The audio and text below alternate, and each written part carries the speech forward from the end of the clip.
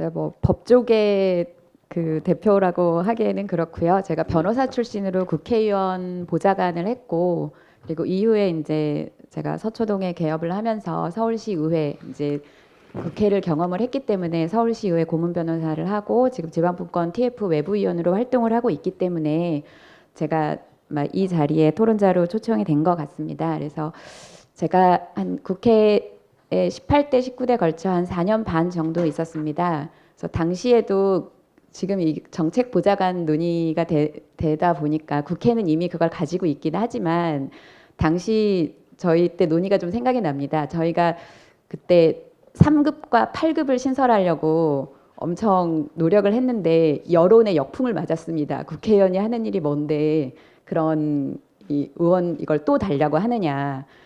하지만 이 보좌진 협의회에서 열심히 노력해서 그 의원님들을 설득하고 또 보좌관 출신의 국회의원님도 계시고 이러셔서 저희가 5급 TO를 하나 더 신설하는 걸로 마무리된 일이 있었는데요. 그러니까 그때도 제가 이제 주변 분들한테 이 모든 이 자녀분 이렇게 한번 국회에 한두 달이라도 일을 시켜봐야 된다. 그래야 이 얼마나 일이 많은지 안다. 그렇게 토로를 했던 기억이 있습니다.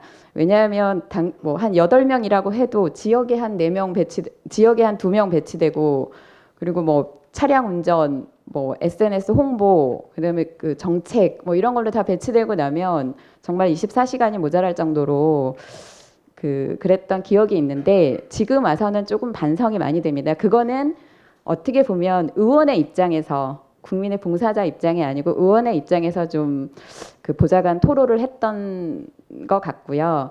지금 제가 이 정책 보좌관 논의를 똑같이 보면서도 우리 그 의원님들께서 아니 지역구 민원 전화 받아야 돼, 법률안도 검토해야 돼, 예산안도 검토해야 돼. 이거 당연히 다 한 사람이 어떻게 할 수가 없죠. 그건 현실적으로 불가능한 일인데 그래서 필요해라고 얘기했을 때는 주민들은 전혀 그 호응을 얻지 못하는 게 당연하다고 생각을 하고요. 아까 그 안진걸 그 사무처장님께서도 말씀해 주셨지만 조례 하나 개정하는데 주민들은 우리 시의원님들이 발의를 했는지 안 했는지도 모르고 그리고 그거 발의할 때 이런 거 발의하는데 한번 물어본 적도 없고 무슨 행사를 하는데 들어본 적이 없기 때문에 본인이 참여를 해본 적이 없기 때문에 아마도 이제 그게 동떨어진 업무라고 생각을 하는데 우리가 정말 귀찮을 정도로 법 하나 개정하면서도 조례안 하나 발의하면서도 이거 어떻게 생각해? 이거 어떻게 생각해? 이런 안 어떻게 생각해? 라고 얘기를 하면 정말 이 의원님께서 우리를 위해서 열심히 일하고 있구나 라고 좀 느낄 수 있지 않을까라는 생각이 듭니다. 그리고 그렇게 하려면 실제로는 저는 3명 정도는 배정이 돼야 된다고 생각합니다. 왜냐하면 지역 보좌를 한 분을 하셔야 될 거고 한 분은 이제 법률 보좌, 한 분은 예산 보좌를 해야 되기 때문에 근데 현재는 1명 지금 두는 것도 굉장히 어려운 일이기 때문에 장기적으로는 저는 좀 그렇다고 생각을 하고요. 이제 주제가 좀 조그만 주제이기 때문에 그것부터 제가 말씀을 드렸는데 앞에서 큰 주제들을 너무 많이 말씀들을 해주셔서 저는 이번에 이제 촛불 시민혁명을 보면서 다 이제 대통령제, 제왕적 대통령제를 제한을 해야 된다, 극복을 해야 된다 이런 논의들이 있으면서 여전히 아까도 저희 그 좌장께서도 말씀해 주셨지만 단순하게 대통령을 국민이 선출하느냐, 의회에서 예를 들면 수상 형식으로 의회에서 선출하느냐 이거는 굉장히 중앙집권적 사고라고 생각을 합니다. 근데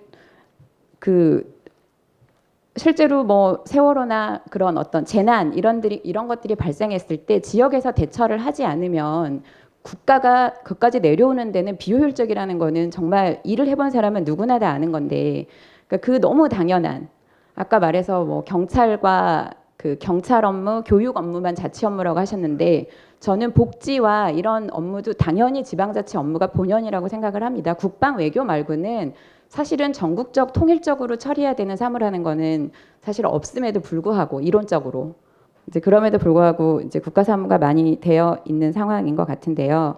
어쨌든 그래서 권력 분립이라고 했을 때 이제 저희가 이론적으로는 수평적 권력 분립해서 3권 분립, 입법, 행정, 사법 말씀들을 하시고 이제 수직적으로 해서 지방 정부와 중앙 정부 말씀들을 하시는데 저는 이제 그 촛불혁명, 그다음에 시민주권, 국민주권 이건 모두 국민이 지금도 너무 답답한 게 그겁니다. 이게 나라냐? 그래서 몹시 답답하고 정부 하는 일이 답답해 죽겠는데 내가 참여할 길이 없는 겁니다. 하다못해 개헌 논의를 해도 이거는 뭐 그 국회에서 그 발의를 해가지고 국민투표 붙이기 전까지는 뭐 개헌에 참여할 수 있는 방법이 없습니다. 국민이 입법권, 국민이 입법 제한권이 없습니다. 뭐 국회의원이 뭐 그러니까 소수, 극소수의 어떤 국회의원이 뭐 어떤 사회적 물의를 일으키고 뭘 해도 우리는 저 사람을 소환하고 해임하고 이럴 권리가 전혀 없습니다. 국민에게는.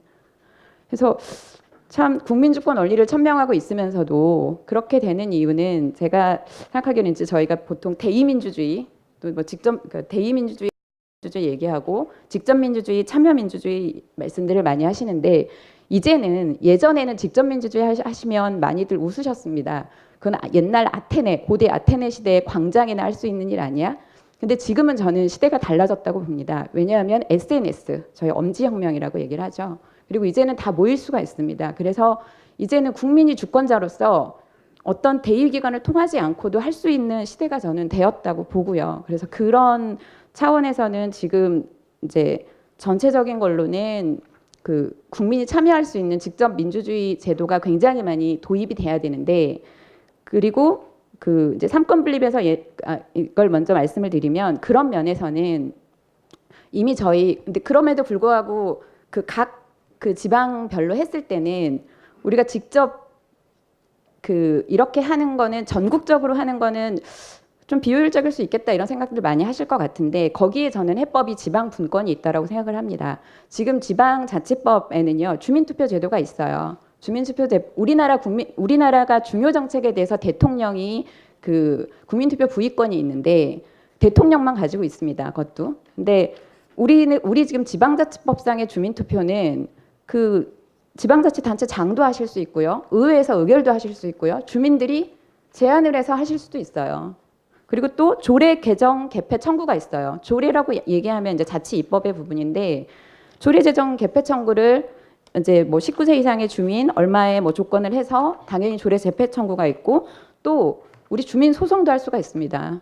실제로 의정비 심의 뭐 이런 위원회나 뭐 주민 소송까지 있었고 또 주민 소환 제도도 있어요. 그러니까 이미 우리 지방정부 운영 원리는 이 주민들이 참여할 수 있는 이 제도적 시스템이 돼 있습니다. 중앙정부 원리와는 정말 비교도 안 될 정도로 주민 참여가 할 수 있는 이게 시스템이 되어 있기 때문에 이 지방정부가 그런 권한이 많아지고 재정이 많아지고 일이 많아지면 당연히 주민 참여할 수 있는 이 제도적으로 시스템이 열려 있는 겁니다. 그래서 저는 이 그러니까 국민주권 그리고 뭐 시민주권 이런 거를 실현하기 위해서 이 지방 분권으로 가는 거는 일맥상통하는 어떤 그 궤를 같이 하는 부분이라고 생각을 하고요. 그럼 이 지방 정부에서 역시 삼권 분립의 원리가 이제 그 운영이 돼야 된다고 보는데 현재 현행 헌법상에는 그 지방자치단체의 소속 기관으로 돼 있습니다. 의회가 정말 좀 어떻게 이렇게 구상을 했을까 싶은데 그건 아마 연역적인 이제 우리나라가 그 풀뿌리 민주주의가 아니고 옛날에는 왕이 이 지방 군수 수령들을 임명하지 않았습니까? 그러니까 그런 어떤 인식이 남아있기 때문에 그런 것 같긴 한데 그래서 그렇다고 했을 때 아까 저 발제자님께서도 되게 큰 좋은 제안을 해주셨는데 저는 의회 감사직렬을 설립하는 그 신설하는 거는 굉장히 그 좋은 제도라고 생각을 합니다. 그런 측면에서는 중앙정부도 예를 들면 감사원이 현행 헌법상 그 대통령 소속으로 되어 있는데 이거를 미국식처럼 의회 소속으로 바꾼다거나 이제 그러니까 중앙정부와 지방정부가 같이 가는 거죠. 그런 부분들도 좋다고 생각하고 그리고 또 하나는 아까 자치 입법권에 대한 그 사실 저희 지금도 너무 답답하잖아요. 정책 보좌관제 아무리 얘기를 해도 국회의원들이 안 들어주면 이거 뭐 지금 계속 국회의원한테 법 통과시켜 달라고 저희가 조르고 있지 않습니까? 그러니까 그런 부분들도 일단은 기본적으로 국민이 법률안 제출권, 제안권 자체가 없기 때문에 발생하는 거고 그리고 그런 면에서 저는 지방 분권에 있어서 자치 입법권 보장에 있어서 중요 부분 중에 하나는 뭐냐면 우리 지방 정부가 법률안 제출권을 가져야 된다고 생각합니다. 적어도. 그 사실 미국식 대통령제에서는 의회가 중심이다 보니까 대통령이 집행을 하면서 법률안 제한권이 없습니다. 정부에 대통령이 법률안 제한권이 없어요. 근데 우리나라는 대통령한테 그 권한도 주고 거부권도 주고 뭐 다 주는 겁니다. 그리고 실제 이제 저희는 이제 법률안 제한권을 국회의원 20명과 정부가 제안을 하고 있고 국가 행정부에서 제안하는 입법이 대다수를 차지하고 있습니다. 사실 그거는 좀 잘못된, 그러니까 중앙 정부 자체도 이미 기형적으로 행정부의 권한이 집중돼 있는 구조인데 지방 분권 차원에서 지방 분권이 제1의 저희가 또 중요한 주민자치 참여에 있어서 중요한 거라고 한다면 당연히 지방 정부의 법률안 행정부에 줄 것이 아니라 지방 정부의 법률안 제출권을 저는 주는 방안으로 논의가 되는 게 맞다고 생각을 하고요. 나머지는 사실 뭐 자치 조직 재정권 이런 건 너무 많이들 말씀하셔서 제가 중복해서 말씀드리는 건 큰 의미가 없을 것 같고요. 제가 마지막으로 사실 저희가 중앙 정부의 간섭을 받는 게 너무 많습니다. 예를 들면 그거는 저희 지방자치법상의 국가의 지도 감독에 관한 편이 있기 때문인데요. 예를 들면 위법 부당한 명령 처분을 시정할 수 있는 그런 권한을 주무부 장관이 가지고 있고 그다음에 지방자치단체장에 대해서 직무이행 명령을 내릴 수 있는 권한을 가지고 있고 지방의 의결에 대해서 제의와 제소를 할 수 있는 권한을 중앙정부에 주고 있습니다. 우리 지방자치법이. 이게 저는 정말로 독소조항이라고 보고 있는데요.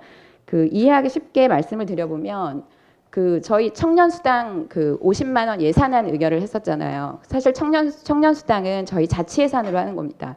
자치예산으로 하는 건데 행안부 장관이 이 의결 법령에 위반된다며 보건복지부 장관이 법령에 위반된다며 그거 제의 요구를 하게 됩니다. 그걸 무효화 시키려고. 자치 예산으로 하는 건데 그게 되는 건가? 돈은 다 우리 돈인데 이런 생각이 저는 정말 너무 많이 들었고요. 그리고 또 하나 지금 이 정책 보좌관제 관련해서 저희가 이제 3월 30일에 선고기일이 잡힌 사건이 하나가 있습니다. 그게 뭐냐면 이제 저희 의원님들이 개인 보좌관을 두면 좋겠지만 대법원 판례가 확고하게 이거는 법률에 규정돼야 된다 하고 있기 때문에 저희가 입법 개정 운동을 하고 있고요. 그것과 별도로 2014년부터 행정부에서 이제 인건비 관리하는 거를 총액 인건비 제도에서 기준 인건비 제도로 변경을 하면서 예산이 많은 지자체는 예산의 자율 범위, 그러니까 3% 이내죠. 범위 내에서 정원 외의 조직을 뽑을 수 있게 됐습니다. 그러니까 사실은 자치 조직권이 없다는 게 정원 관리를 위해서 다 해주는 거죠. 근데 정원 외를 예산이 남으면 뽑아라. 이렇게 해서 시간 선택제 자리로 수많은 자리를 뽑았고 그중에 서울시 산하 기관에만 뽑은 서울시 소속으로만 뽑은 게 아니고 의회도 인사권이 현재는 우리 시장님한테 있다 보니까 전문위원실에 근무하는 직원들을 법률안 검토하고 이런 직원들을 저희가 뽑았었는데 이거에 대해서 행안부 장관이 이거 너네 실질적으로 보좌관으로 하려고 하는 거 아니냐 이러면서 이제 또 취소를 시켜가지고 이거에 대해서 지금 이제 소송이 진행되고 있고 뭐 이번엔 좋은 결과를 기대해 보고 있습니다만 어떻게 될지 모르겠는데요. 그러니까 이런 것만 해도 예를 들면 지금 자율예산이라 뭐냐, 기준인건비 제도가 뭐냐, 그거 결국 서울시 예산에서 하겠다는 거예요. 그리고 이게 지금 그러니까 의회 인력으로 그러니까 저희가 이제 현재 있는 직업이 한 50년 후에는 대부분 없어질 거라고들 말씀하시는데 이건 직업 편제랑 관련해서요. 예를 들면 의회에 저는 일하는 청년들이 많아야 된다고 생각합니다. 의회 일자리가 늘어나는 거는요. 본인들 자녀들의 일자리가 늘어나는 거예요. 그리고 저는 그게 어떤 자연히 의회에 있게 되면 이런 교육을 받을 수밖에 없는 거고 그래서 저는 이런 것도 참 이렇게 소극적으로 대응하실 게 아니라 이거 일자리 해서 우리 자녀분들이 여기에 취업을 하실 수 있고 그런 것들을 조금 더 적극적으로 말씀하셔도 되는 게 아닌가 하는 생각이 조금 많이 들고요. 그다음에 직무이행 명령 관련해서는 예를 들면 교육감이 생활기록부 작성하는 업무와 관련해서 했던 거 가지고 이게 전국 통일적으로 해야 되는 국가사무라고 해서 교육부 장관이 내렸던 직무이행 명령은 정당하다. 뭐 이렇게 지금 내리고 있는 사안들이 있어요. 근데 그만큼 우리가 중앙집권적 사고에 저는 매우 이제 저희가 좀 경도돼 있다고 생각을 하는데 사실 복지나 교육이나 치안이나 이런 거는 그 지역 주민이 해결해야 될 문제입니다. 정말 국방 외교 아니고는. 당연히 본질상 자치사무라고 저는 보는데 그런 거에 대한 인식 자체가 아직은 저희 대법원 판례도 그렇고 이제 많은 분들이 예를 들면은 뭐 A 지역에선 했는데 우리 지역에서 안 주면은 그 뭔가 이렇게 불평등한 대우를 받은 것 같고, 저는 그거는 조금 생각을 바꿔야 된다고 생각합니다. 물론 그러니까 예산이 풍족한 지역과 풍족하지 않은 지역에 불균형이 있을 수 있기 때문에, 근데 저는 그것 또한 내가 국가 지원을 받을지 우리는 자체적으로 운영할지를, 그거는 주민들이 선택해야 된다고 생각합니다. 그 부분은 분명히 불균형 문제는 있기 때문에. 그래서 말이 좀 길어졌는데요. 저는 이제 약간 좀 문제 제기하고 제안하는 그런 입장에서 좀 말씀을 드렸습니다. 그래서 지방 분권이 저는 지금 시대가 요구하는 국민 주권, 시민 주권에 가장 부합하는 제도라고, 직접 민주주의가, 그러니까 주민 참여가 가장 현실적으로 반영될 수 있는 가장 그 효과적인 시스템이라고 좀 보고 있어서, 좀 적극적으로 개헌 논의에 우리 의원님들이 좀 많이 참여를 하셔야 된다고 생각하면서 토론을 마치겠습니다.